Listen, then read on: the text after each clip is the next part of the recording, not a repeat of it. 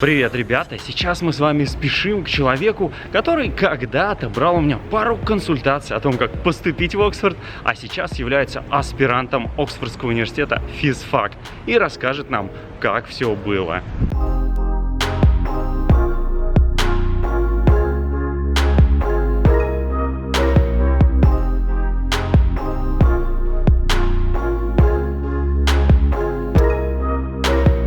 Ну вот мы с вами и добрели до физфака Оксфорда. У них новенькое здание. Смотрите, какое красивое, блестящее. Так, это вот здесь у них на физфаке такое общее пространство. Смотрите, как все стильно, красиво.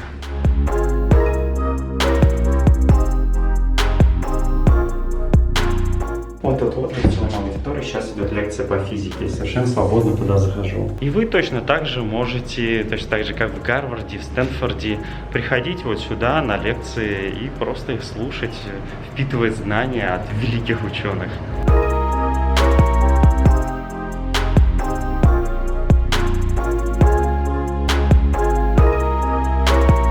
Привет, ребята! Сегодня у меня в гостях Виталий.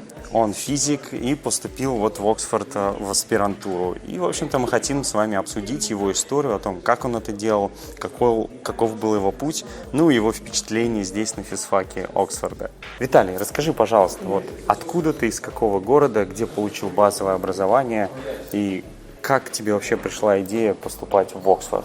Я родился и вырос в городе Новосибирске, закончил магистратуру Новосибирского государственного технического университета. Оксфорд на самом деле тем и примечателен, что среди людей, которые я знаю из России, все откуда-то, не из топовых вузов. Из топового, по-моему, из МГУ я знаю только одного человека, все остальные приехали, кто откуда. Ага. И это достаточно типично.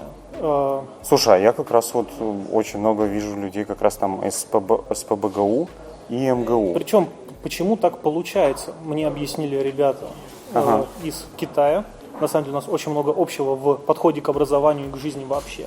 Дело в том, что из-за большого потока студентов из Китая, заявок, они для того, чтобы сохранить административный ресурс, они просто делают отсечку по топовым вузам. И все, кто ниже определенного вуза, топ-10, 15, неважно, они заявки даже не рассматривают, даже если это очень хороший кандидат с публикациями и так далее. Такая правда жизни. Вот. В отношении стран, где поток не такой большой, они могут прям очень хорошо смотреть сквозь резюме, сквозь послужной список. Вот. Я удивился, потому что все мои документы их реально посмотрели. В отличие от вузов, в которые я в другие подавался, ожидал от них больше. Вот в Оксфорде как раз все хорошо посмотрели. Вот. И на этом так получилось, что со второго интервью мне предложили место. Вот, причем предложили примерно в том же самом круге работ, которые я сейчас выполняю. То есть я занимаюсь перовскитами, такие кристаллы. Какая у тебя была физика, вот когда ты учился? Диплом, условно говоря, на какую тему? Диплом, есть официальный, есть диссертация, которую я писал. Да, вот. Официально называют техническая физика. Вот, по факту я защищался на создание экспериментальной части установки для изучения эффекта Джозефсона. То есть это криогеника и кванты одновременно. То есть получился такой стык. А здесь мне предложили заниматься полупроводниками и солнечными элементами. То есть такой разворот достаточно хороший. Вот. Какой у тебя год диплом? ушел. В смысле, красный, средний балл? Красный, да, красный 5-5-0, красный диплом. Отлично. Но это никаких проблем, если задаться такой целью. Профессоры, все это сразу видно. Вот. У тебя специалисты или магистры? Магистр. То есть я и бакалавр там получил, бакалавр не красный, а магистр красный. Задался такой целью, а почему бы и нет. Оказалось не шибко сложно. А бакалавр, средний балл какой примерно? 4,6, наверное. Тоже неплохо. По нашим меркам это так. Хорошо. Слабый результат. А как вот ты задумался вообще подаваться в Оксфорд или в какие-то другие университеты, если ты еще отправлял? Как ты вообще? Было очень такое хорошее ощущение, что в аспирантуру в России я не хочу совершенно. Почему? Условия, по крайней мере, у нас в Новосибирске очень-очень плохие. В каком смысле? Низкая стипендия, надо работать? Стипендия 11 тысяч на тот момент была. Зарплата, если повезет, 15. То есть все вместе 25 тысяч. И это еще считалось очень хорошо, между прочим. Вот. обычно, скорее всего, для большинства это просто стипендия 11 тысяч. Вот. Те, у кого так или иначе осталась какая-то жилплощадь, ну, собственно, всех ребят так и можно было поделить. У кого есть жилплощадь, вообще не заморачивались и учились. А те, у кого жилплощади не были, они практически все по фирмам разошлись, потому что, ну, как выживать. Ну да. Это вот прям типично для НГТУ и НГУ. Просто наш факультет, моя специальность, мы все вместе учились в Академгородке, поэтому мы все друг друга знаем. И преподаватели одни и те же были. Вот это, кстати, самый главный прикол физфака НГТУ. Это не очевидная вещь, что, казалось бы, да, институт пониже, но когда по факту переходишь к изучению предмета с сдачей экзамена, узнаешь, что преподаватели одни и те же. Они просто преподают и там, и там. Поэтому качество образования, я бы сказал, ну, почти такое же. Особенно если говорить про магистратуру.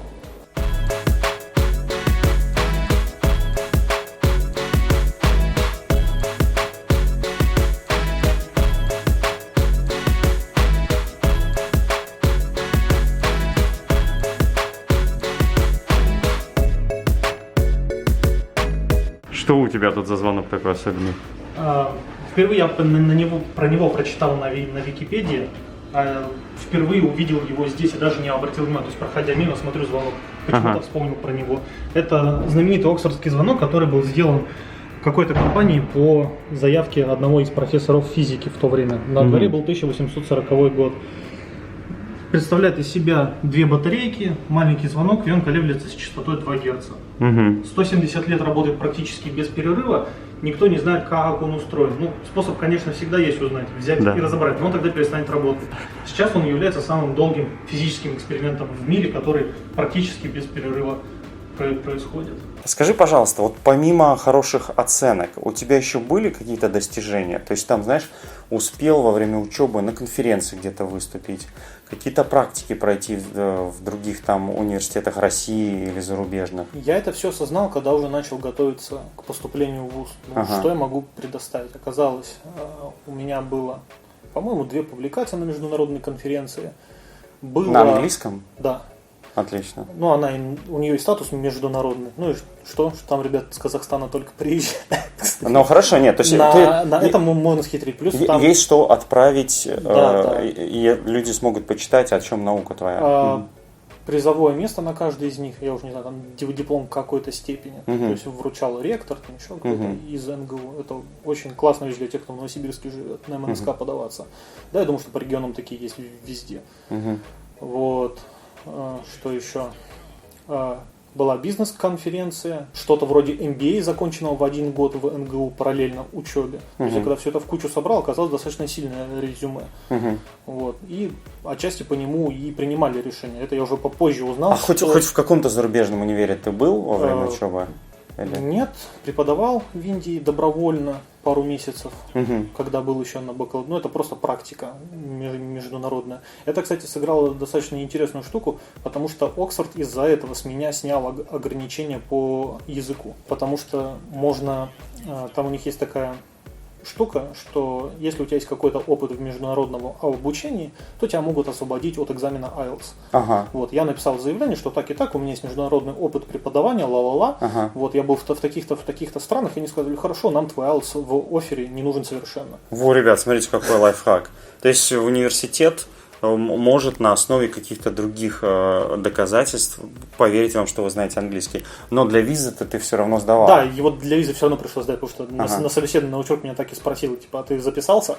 Я говорю, да, я записался. Он говорит, ну хорошо, с визой все нормально будет. А сколько для визы надо, чтобы ребята знали? B2, я даже не знаю сколько, может быть 6-6,5, то есть сразу минус балл к основному IELTS. Да. Это очень хорошее подспорье.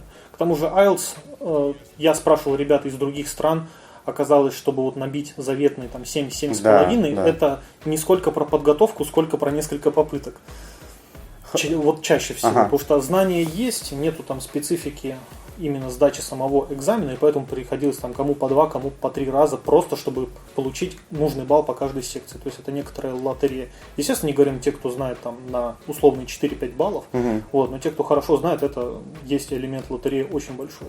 А скажи, кто были твои рекомендатели, потому что это тоже бывает важно. Мои рекомендатели был профессор, который преподавал и в НГУ, и в МГТУ, но базовый у него был институт лазерной физики, то есть это внешний институт. Второй рекомендатель был декан факультета. Все. А научный руководитель?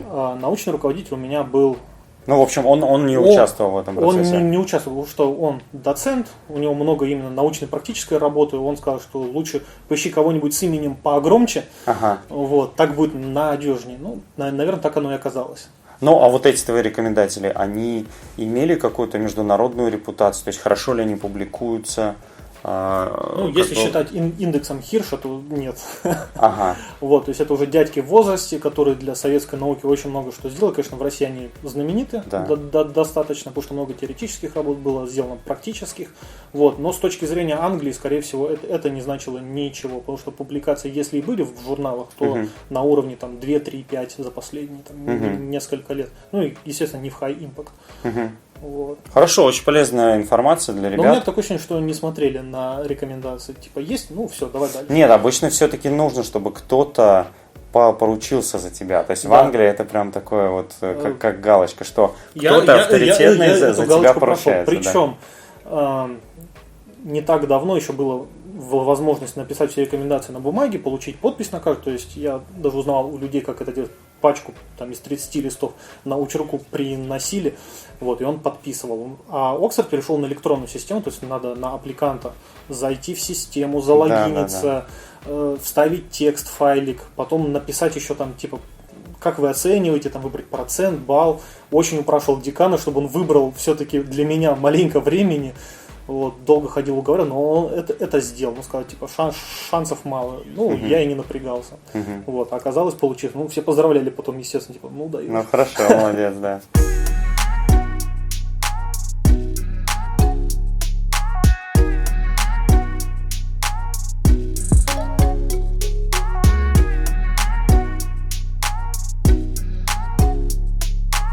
Здание построено на частные деньги одного человека, не помню его имя, по фамилии Бикрофт, который взял и дал университету 55 миллионов фунтов на новый физфак. На строительство этого здания и все лабораторные начинки. То есть все, что находится внизу, вся мебель, все оборудование, это все куплено на его деньги. Ну, еще целая команда людей, имена которых написаны вот на этой доске. Ну, кто, по крайней мере, согласился. Прикольно. Бикрофт Building. Наверное, это и есть его фамилия? Да, это его фамилия. Приезжали люди из нас вот сюда, и в прямом эфире здесь вывешивали экран, и в прямом эфире смотрели, как он приземляется, назовем это так. Хлопали в ладоши и пили шампанское. Ну, можно было, соответственно, специалистов, которые его делали, вживую спросить какие-то вопросы. Какая красота тут, да? Смотрите, как пространство организовано. Я вам хвалил, ребята, Гарвард, что там на физфаке стены все расписаны формулами. Так вот, на физфаке, и в том числе в новых зданиях Оксфорда, видите, тоже вот такие вот угловые доски черные в общем пространстве. Можно тоже творить, писать свои мысли. Вон уже ребята творят. Какая красота. Кстати, хотел показать вам. Вот, в туалете физфака Оксфорда смесителей нет. Тут кранчики у нас разные для холодной и горячей воды. Квадратное серое здание из бетона и стекла – это Engineers Department. Да. Там инженеры и материаловеды, как их правильно назвать? Да. Вот. А вот там, смотри, вот, это же видно купол обсерватории. То есть там у нас был один паренек, здесь тоже аспирант физик, и он туда водил. Обычный девушек приглашал, небо показывать звездное.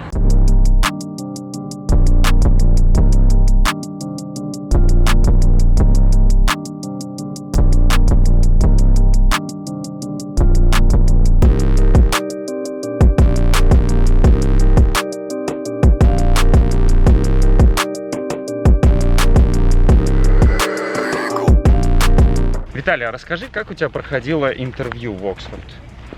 Ну, у меня их было два. Первое, соответственно, неудачное, второе сразу же с оффером. Мне на интервью прям сказали, что оффер будет. Вот, проходило первый раз, ну, это было по скайпу, все длилось, наверное, полчаса, не больше. То есть был один профессор, вот, и он попросил меня: расскажи про свой какой-нибудь предыдущий проект. Я уточнил в переписке, что можно показать презентацию с дипломной работы, предыдущей с бакалаврской. Он говорит, да, хорошо. Вот, я ему рассказывал, и в какой-то момент я прям прочувствовал, что начались детали с копанием под кожу. А какой там у тебя датчик был, а какая у него характеристика, а все ли ты там режимы работы проверял. А дело в том, что датчик был сделан в Институте ядерной физики, и документации на него по факту не было. То есть ребята на коленке соседней лабы его собрали, вот, а я на нем диплом писал. Вот, я и давай объяснять, что вот у нас там поглощение в воздухе, там тырым-пырым, и по его отсутствующему взгляду понял, что все.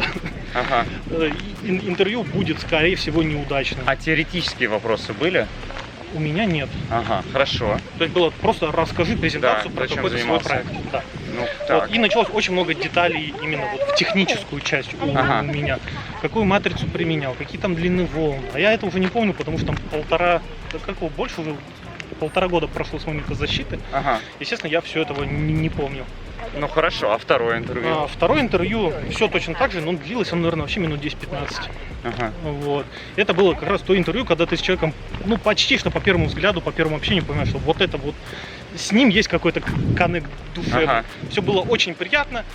И первый же вопрос, он, по-моему, меня спросил, а знаю ли я программу LabVIEW. Я сказал, ну да, проходил. Он такой, хорошо. А скажи пару слов, вот, чтобы зрители знали, о чем эта программа. LabVIEW — это, скажем так, очень неудобная научная программа для автоматизации работы оборудования. То есть там делается не кодом, а графически. Очень специфичная штука, но, к сожалению, она в многих областях она является единственной.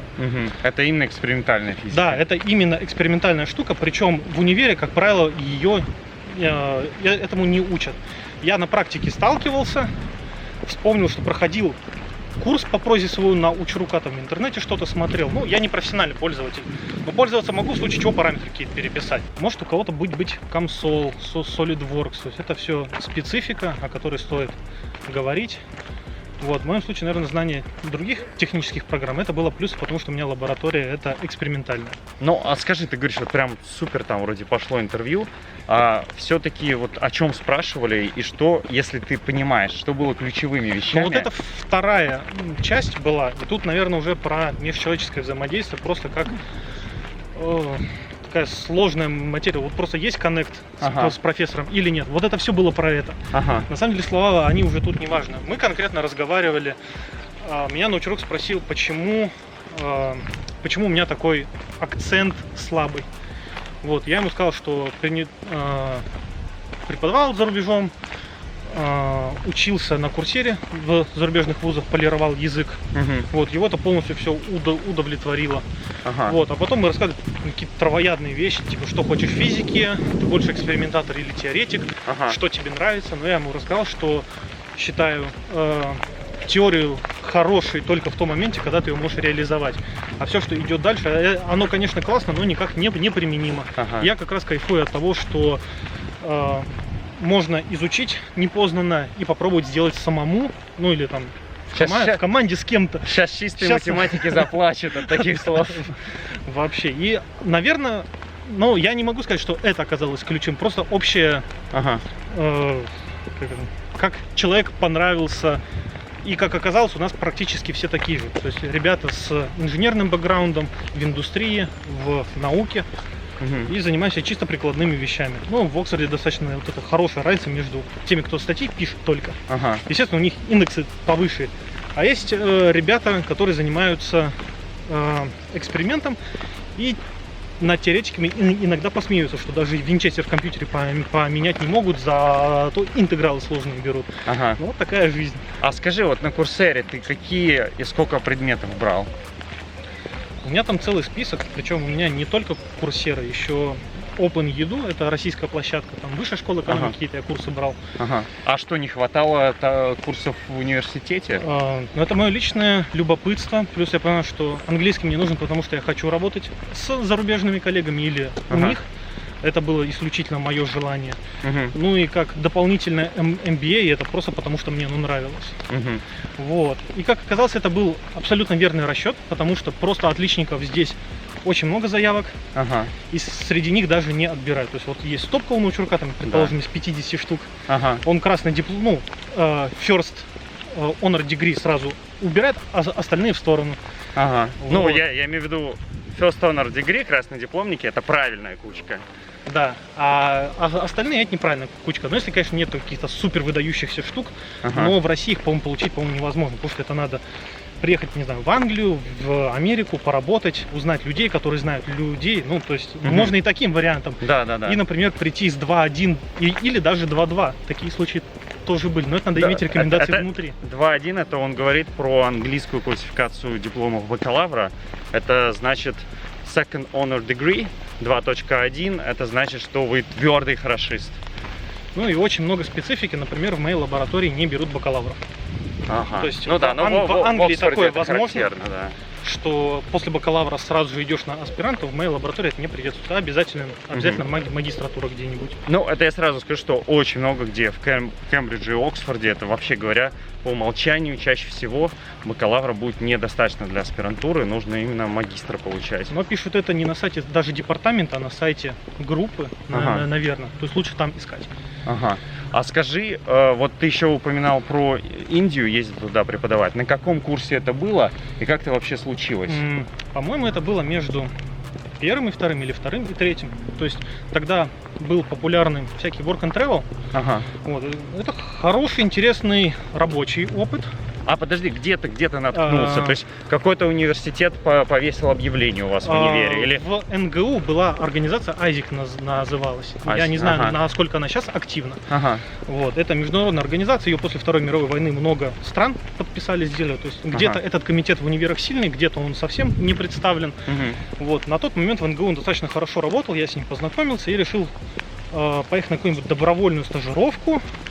И среди вариантов, доступных на тот момент, была доступна стажировка для преподавания компьютер-сайенс для тех, кто закончил школу и хочет повысить свои скиллы, чтобы устроиться в офис куда-нибудь. Ну, у них в Индии такие порядки. То есть это были ребята 23-25 лет, в школе не учатся гораздо дольше. Высшее образование у них не принято. Ну, если не ученый, конечно, или не врач. Вот. И требовалось люди, которые им расскажут, как применять компьютер-сайенс в работе. В общем, ребят, сразу важное очень замечание, что во многих университетах российских есть международные отделы для студентов, которые организуют. И поездки бывают бесплатные в языковые школы для своих студентов. И вот какие-то практики, и стажировки. И вот, видите, пример, когда едешь преподавать куда-то за рубеж. В моем случае это было оплатить билеты, а проживание и все остальное это брала принимающая сторона. Там была какая-то частная школа, которая на пожертвования существовала. Вот так вот я там прожил и проработал 2 месяца. Больше чуть-чуть. Отлично. Вот, был очень классный опыт. Коллеги очень много смеялись, когда я туда приехал. Мы тебя предупреждали. Что в Сколково не возьму, да? Нет, там у меня были очень плохие впечатления после приезда туда, когда я это все вживую увидел. Я прям ругался очень сильно. Они хихикали, типа, мы тебя предупреждали. А что там? Что все-таки будет. Очень сильно чувствуется вот это везде для галочки. Что вот мы в лабу напихали очень много денег, а по факту купили Лего и Storylaps. Ну, это компания, которая производит мелкую комплектуху для оптики. То есть чиновникам показывают все хорошо, потому что вот смотрите, новое оборудование, там лазер вот так вот ходит, а по факту это один оптический стол, 2, несколько мониторов и комплектуха на там $10 000 условно. А преподносят как высокую-высокую науку.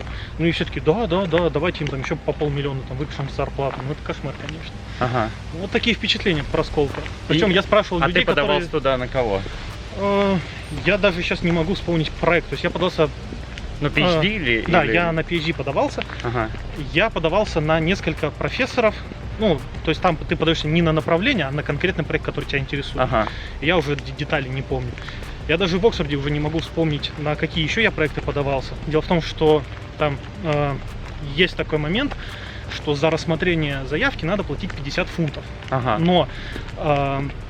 если внимательно поизучать сайт, можно увидеть, что ты можешь податься на несколько направлений, и они будут покрыты одним платежом 50 фунтов. Надо вот очень внимательно смотреть. Дело в том, что саб-департменты, они некоторые очень сильно друг с другом дружат. И поэтому по факту весь процесс отбора студентов их ведет одна комиссия. Поэтому они таким образом можно сэкономить денег. Вот. И так получилось, что, по-моему, все мои заявки были вот скомбинированы вокруг группы, кто занимался вот этими полупроводниками. Вот. И получается, я сейчас буду сдавать вот этот переводной экзамен, как раз в том числе и тому профессору, которому я подавался. То есть мы тут все друг друга знаем прекрасно.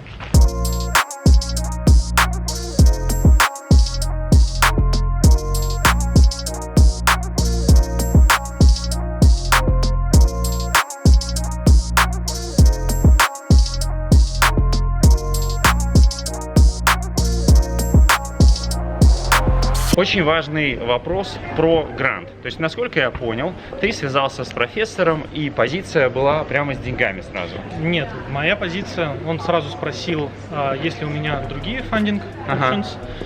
Я сказал, что собираюсь подать на тот момент, еще не было понятно, грант президента Российской Федерации, или как он так назывался. Глобальное образование, да. Что-то похожее. Но в тот момент еще не было понятно, что его закрыли. Ну сейчас его, кстати, открыли. Опять? Да, вот буквально сейчас открыли. Ну, там условия, конечно, очень интересные. Не знаю, я решился бы его взять или нет. Вот. Надо возвращаться после учебы и работать на месте. Причем где-то в Дальнем Востоке. Ну, когда я условия читал, там было, что несколько лет на Дальнем Востоке. Я прям даже не представляю, чем он там занимался. Но в моей группе у нас все аспиранты обучаются за счет external fundings. Кто от правительства, кто из личных сбережений. В моем случае я подался на еще один грант уже после того, как оффер принял. Это грант, который существует в Оксфорде только для оксфордских студентов, для русскоговорящих. Я подался к ним, и мне в какой-то момент пришло письмо, что да, поздравляю, вы выиграли грант, который вас спонсирует обучение, то есть tuition fees плюс проживание. Это было просто сказка. А если не секрет, сколько в месяц стипендия? Я в месяц не считал, правда. Там... Ну, за год. Средняя сумма, то есть она от среднепрожиточной не отличается. Там 14 800, тысяч фунтов в год. Меньше 15 тысяч фунтов. Но этого хватает, чтобы снимать комнату, кушать, одеваться там. И одеваться, про цены на одежду я не знаю, у кого какие привычки. Вот, мне хватает абсолютно. На отпуск в Россию с халтурами в департаменте кое-как собрал. Я просто в Новосибирск дорого летать. Да. А ты подрабатываешь? То есть... Да, я работаю преподавателем даже не знаю, на сколько ставок. Туториалы ведешь, практические занятия или что? Тьюториалы первогодок по-хорошему не берут, да и самому пока не хочется, потому что там есть свои тонкости. Я делаю demonstrator rate. То есть это те, кто ведет и принимает лабораторные работы, а также принимаю письменные экзамены, международные олимпиады и вступительные экзамены. Вот, в свободное от лаборатории время. Приходится расписание свое учитывать. В общем, я занимаюсь несколько часов в неделю в среднем. А сколько сколько сотен фунтов это может в месяц дать дополнительно? Сколько часов возьмешь? Смотри, обычный рейд, если делать что-то совсем простое, это 10 фунтов в час. Если связанное с экзаменами, то 15 в час. Не с экзаменами, а когда ты лично со студентами работаешь. Вот я когда учился в аспирантуре, у меня за счет преподавания уроков было, в среднем где-то плюс 400 евро в месяц выходило. Вот, то есть... Сейчас я вспомню просто последнюю сумму, 275 фунтов. Это за последний... хорошо, то есть это все равно так, грубо говоря, где-то на окраине города уже небольшую, я бы сказал, малюсенькую, но комнату даже можно снимать за эти деньги. Сейчас таких цен уже нет. Есть. Поверь мне, я видел там комната, но она размером со шкаф. Вот, я туда зашел. Состояние, там стеклопакеты, обслуживание, понятно. Да. В этом кошмар. На отпуск хватило. Вот. И строчка в резюме. Хотя я за ней не гонюсь, мне это просто нравится. Кстати, это очень важно, да. Когда вы преподаете, участвуете в административной деятельности универа, потом это в CV очень круто влияет на то, чтобы там электро получить, и вот это все. Мало того, тут это все так мягко работает, что тот, кто хочет преподавать, это добровольная вся штука. То есть нету обязаловки, как а на матфаке обязаловка? Наверное, от ситуации зависит. Нет, это обязаловка вот здесь в Мат-институте Оксфорда, тебе платят за нее. У нас это исключительно добровольно, потому что департамент самый здоровый. 100 человек набрали только аспирантов в прошлом году. Вот, поэтому просто идет рассылка писем, кто хочет поучаствовать. Но когда начинается раздача вкусных позиций, типа быть помощником лектора на время его отъезда, тут, естественно, в список кандидатов попадают только те, кто уже с опытом. Конечно. И вообще никак этого не избежать.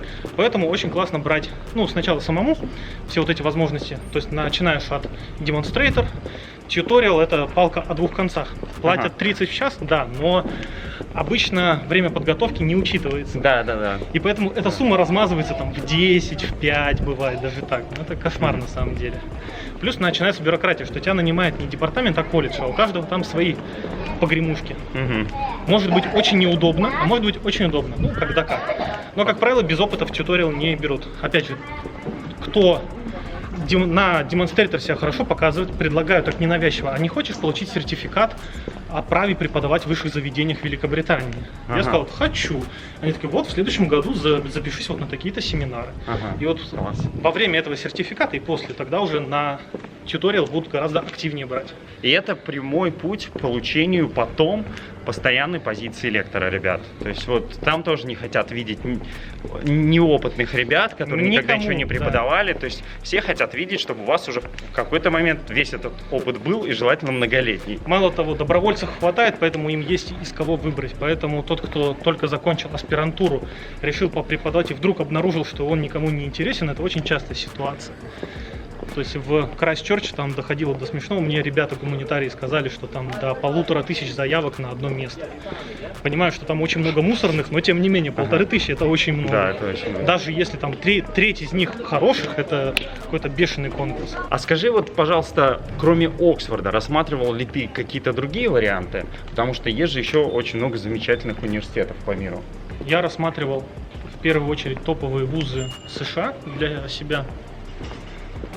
Hello. Знакомый просто везде, несмотря на то, что каникулы. Рассматривал топовые вузы США, внимательно смотрел их программы. Очень много потратил время на сайте MIT. Там очень классные программы, все здорово. Но среднее время обучения там в районе 6 лет, преподавание обязательное, причем с условием отработки 2 года в качестве помощника профессора по какому-то предмету. То есть там это обязаловка. Да, и много прям сил времени будет уходить на преподавание. Да, и экономии время там, получалось, все растягивалось, я считал, примерно лет на 6. Причем, что деньги сопоставимые, которые ты тратишь, но на много лет, и надо больше тратить просто на поддержание жизни, типа комната, еда и все остальное. Потому что здесь благодаря колледжам все очень дешево, вот, а в Америке все очень кусается. И это особо стало заметно, когда я уже познакомился с людьми здесь, кто постдоки и аспиранты. Они тоже предпочли не ехать в Гарвард, в Массачусетс, только потому что косты там какие-то совершенно страшные. Но там и стипендии повыше, то есть вот сколько... Да, стипендия повыше. Сколько там... мои знакомые, то есть все равно, то есть там платят ровно, чтобы снимать комнату и питаться, одеваться скромно. Самые свежие данные: Гарвард 3500 предлагали стипендию. Ну вот в Принстоне у меня знакомый. Плохая комната 2700, и что-то, ой... Ну да. Нехорошие условия. И человек такой решил: ну я в Оксфорд приеду. То есть правильно я понимаю, что тебя смутило именно то, что уровень жизни у аспирантов в Штатах будет пониже, чем тут? Это тоже, но это вторая причина. А первая заключается в тестах. Они не такие уж и сложные, если уж браться за их подготовку. Это GRE или GMAT? Плюс еще для MIT надо GREP, это для физиков специальный тест. Да, можно подготовиться к нему, хорошо сдать, но это требуется время, причем весьма немалое. А тактика здесь получается какая? Что очень много умных, классных ребят, которые и так в MIT поступают отовсюду в Штаты, у которых и ресурсов явно больше, чем у нас, и времени.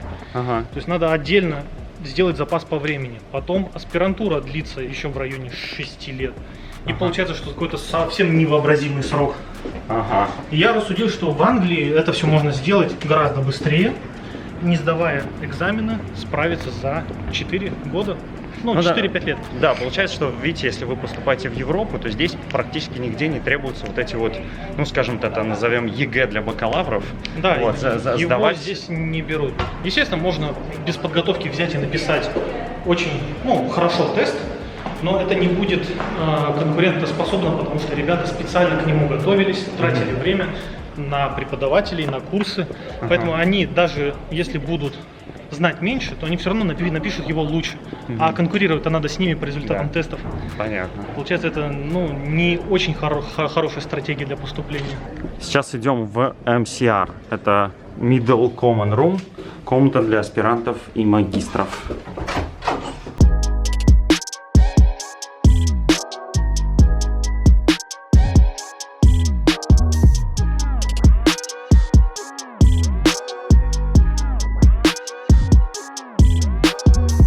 Тут у них кухонка небольшая. Так, тут у них диванчики с окошечками.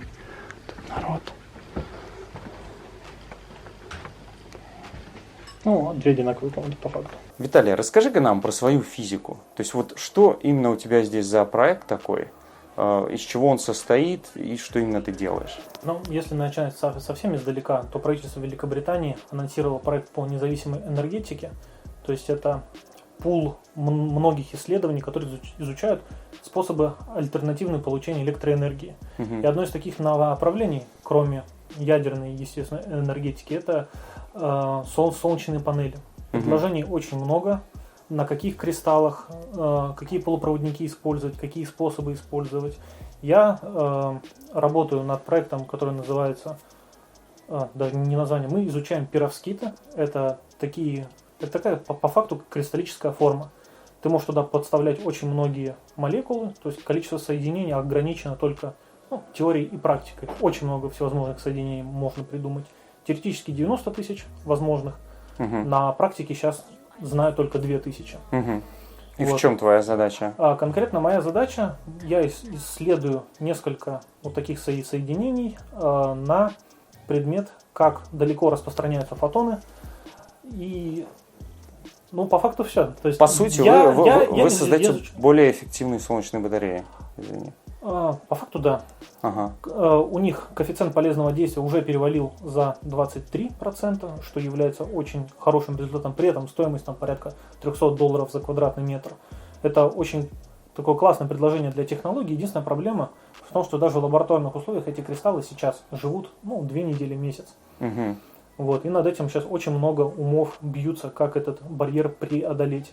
Вот, моя задача больше не про выращивание кристаллов, хотя я этим тоже занимаюсь, но это чуть-чуть другой проект. Я занимаюсь именно изучением, насколько далеко фотоны по структурам проникают, какое у них распределение, скорость и так далее. То есть, знаете, чисто фотонными свойствами данных кристаллов. Но помимо этого у них есть еще второе применение, то есть если на них светом посветить, они дают электричество, ну а также если на них подать электричество, будет очень классный источник света. То есть одновременно это и технология для дисплеев всевозможных и световых приборов. То есть конкретно сейчас в этом месте я занимаюсь тем, что я изучаю новые LED-панели на основе перовскитов. Вот. Очень классный дисплей из этого получается. Но опять же проблема, они живут недолго. Ну а у тебя в основном это анализ экспериментальных данных, я имею в виду там обработка, там, статистические методы. Я там полностью ответственен за эксперимент, за его построение, чтобы все оборудование работало. Все делается в криогенике. То есть у тебя именно вот сам эксперимент. У нас есть так называемый temperature run, когда мы делаем от 4,5 кельвинов, проверяем свойства там, до комнатной температуры, там, с градацией 20 градусов, например.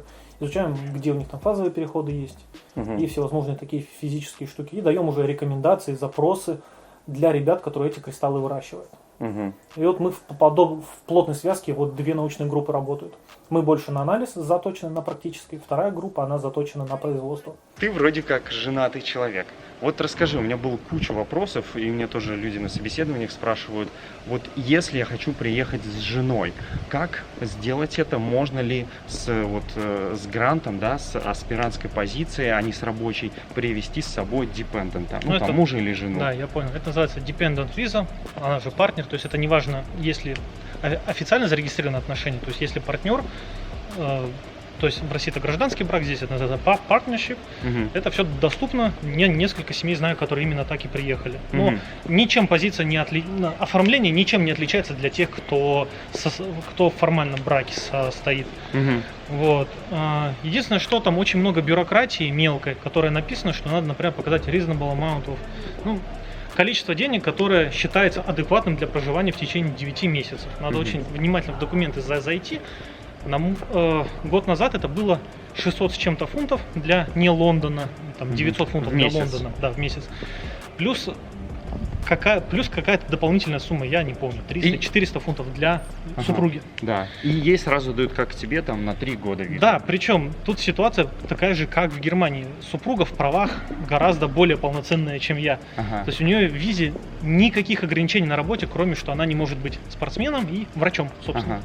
Любое количество часов в неделю, любая форма работы, вообще сказочные условия. Шикарно. В общем, да, ребят, не бойтесь, если у вас есть вот там любимый человек, то, в общем-то, вы можете вместе приехать, если кто-то из вас поступит в аспирантуру. У меня в универе, кстати, приезжают даже с детьми. То есть там есть аспиранты, у которых там, не знаю, по 2 детей. Тоже часто привозят. Явление. Да, но там больше уже денег надо. Но вот. старше, наверное, 5-7 лет я не видел. Но тут начинаются уже приколы, что либо супруга дома сидит, а за ребенка в... Как это? Вот, ясли, что ли, называется? Да. Но то есть это меньше 3 лет, когда.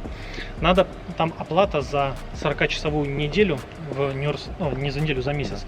Там в районе 1000 фунтов или даже больше. Короче, если с детьми, то надо денег. Либо чтобы у партнера была очень хорошо конвертируемая работа. Да, то есть это не врач, там, не знаю, ветеринар, все спортсмен. возможно. Главный вывод вот такой, ребят. Все спокойно делается. Да. Виталий, ты упомянул, что знаешь про экзамены вот в Оксфорд, когда сюда принимают на бакалавриат из школы. Вот можешь рассказать, что такое вообще собеседование для физиков? Потому что я вот у себя в стримах там озвучивал там про математический экзамен, когда на математику принимают. А вот у физиков что там спрашивают? Заключительные этапы – это письменный экзамен, PAT, по-моему, он называется, который проводит сам университет, плюс потом собеседование с профессором. Вот. Экзамены я сам проверяю, а вот про собеседование, скажем так, мой научрук на мне несколько раз эти вопросы оттачивал и несколько раз рассказывал. Чаще всего там милая беседа, без всякого погружения в формулы, по крайней мере, в нашем случае. То есть задачки там... не дают решать тебе, вот давай перед нами. Вот не, может быть в каком-то редком случае. Потому что у математиков именно так, то есть там просто дают задачки и усложняют. Я про такое не слышал, чтобы на физтехе делали. А тут что? Самое вкусное, по-моему, это задачки на общее понимание физики. Ну, например, там вопрос издалека. Все слышали про глобальное потепление. А вот расскажи-ка мне, пожалуйста, что такое глобальное потепление. И тут начинается ворох всего. То есть тут, на самом деле, можно очень глубоко погружаться, и тут уже зависит от общего понимания студентов. Как так фотоны света на Землю приходят, а с Земли не уходят? Как вот так получается? Вот. Где там поляризация, где энергия, это надо все очень уметь грамотно объяснить. Это просто беседа. Второй очень классный вопрос, который мне очень понравился, это закон Ома. То есть профессор просто формулу выписать на бумажке. Ну, просто, типа, а ты знаешь закон Ома, ты пишешь формулу. Вот, дальше уже начинается продолжение беседы. Профессор с прищуром спрашивает, а ты точно уверен, что это так? Давай обсудим, в каких условиях он применим, в каких он не применим. И тут уже надо знать, что, оказывается, есть и критическая температура у сверхпроводников, что это актуально не для всех частот. Ну, рассказать свое просто понимание. И таких вопросов может быть просто невероятная куча. Еще есть классный опыт с воздушными шариками. Когда берется трубка, 2 воздушных шарика, один надувается слегка, другой не слегка. И вот когда ты откроешь краник, что произойдет? Вот, когда мне такой вопрос первый раз задали, я на него, честно, ответил неправильно. Но это для меня уже потом было дело принципа. Подумал парочку часов и потом понял, в чем прикол. Вот, ну и ответил правильно. Это было для меня просто как... Я хотел сам проверить, а смогу ли я так вывести без подсказок, без гугла. Просто из головы. Получилось правильно.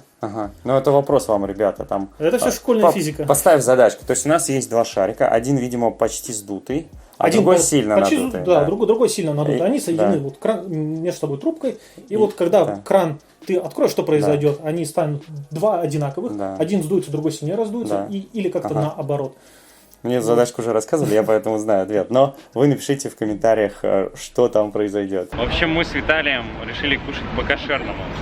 Взяли суши, довольно вкусненькие, и просто пошли на ступеньки в самый центр города перекусить. Вот, тут куча туристов, нас фоткают, а мы вкусно едим. Вот это замечательное викторианское здание, это как раз та лаборатория, в которой я работаю на 3-м этаже.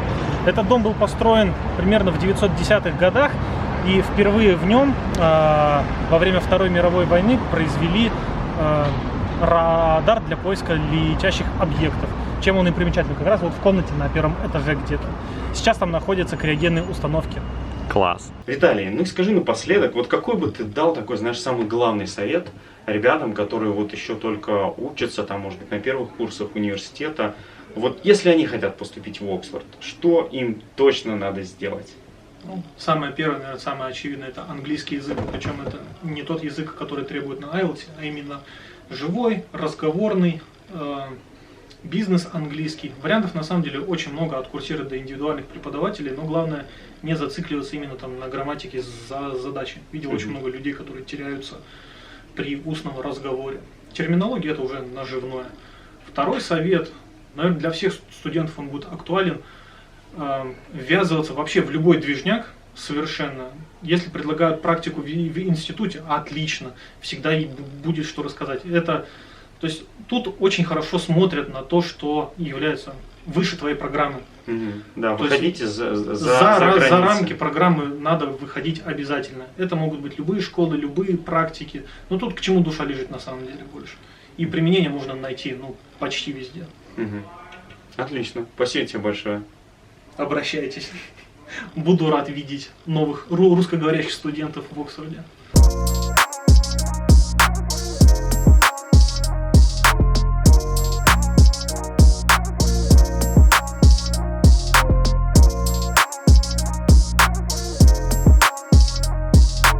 Ребята, с гордостью могу сказать, что Виталий брал у меня пару консультаций перед поступлением в Оксфорд, и, возможно, хотя бы на чуть-чуть я могу быть причастен к его успеху.